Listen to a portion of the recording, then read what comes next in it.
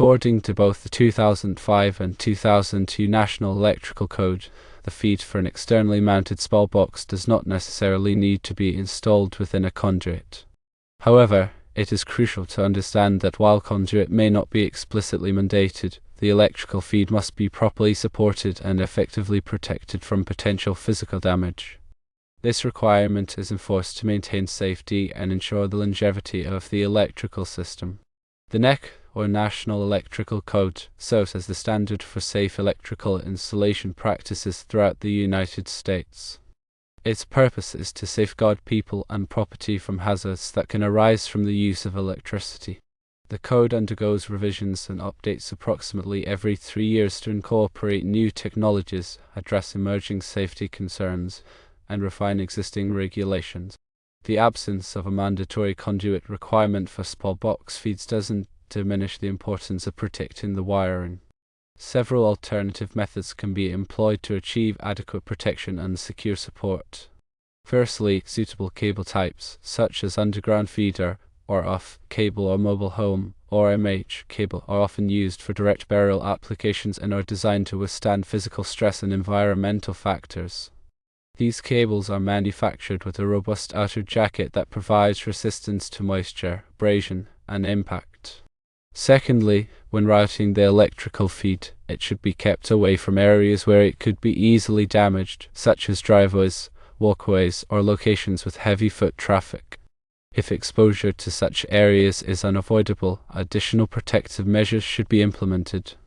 Thirdly, where the cable is exposed to physical damage, it should be shielded by a rigid metal conduit, intermediate metal conduit, or rigid non-metallic conduit. These conduits offer a high degree of protection against impact and penetration. Fourthly, the cable should be adequately supported using appropriate cable ties, straps, or clamps in accordance with the NEC guidelines.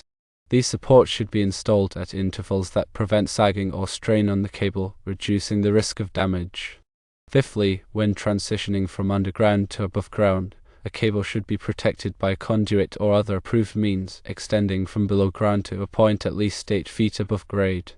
This prevents damage from lawnmowers, vehicles, or other equipment. Sixthly, all connections and splices should be made inside approved enclosures that are rated for the environment.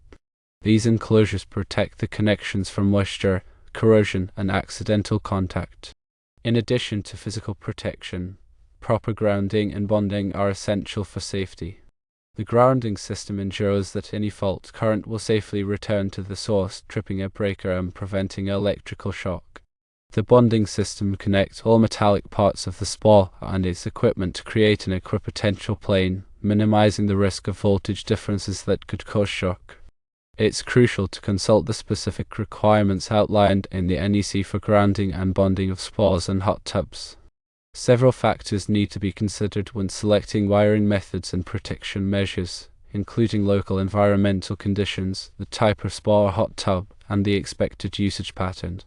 It is also vital to consult local codes and regulations, as they may impose additional requirements beyond those specified in the NEC.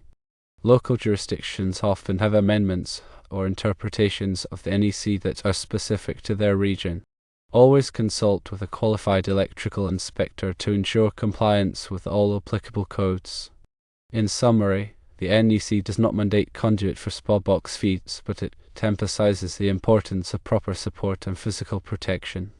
By using appropriate cable types, strategic routing, additional shielding when necessary, adequate support, proper grounding and bonding, and adherence to local codes, you can ensure a safe and reliable electrical installation for your SPA or hot tub.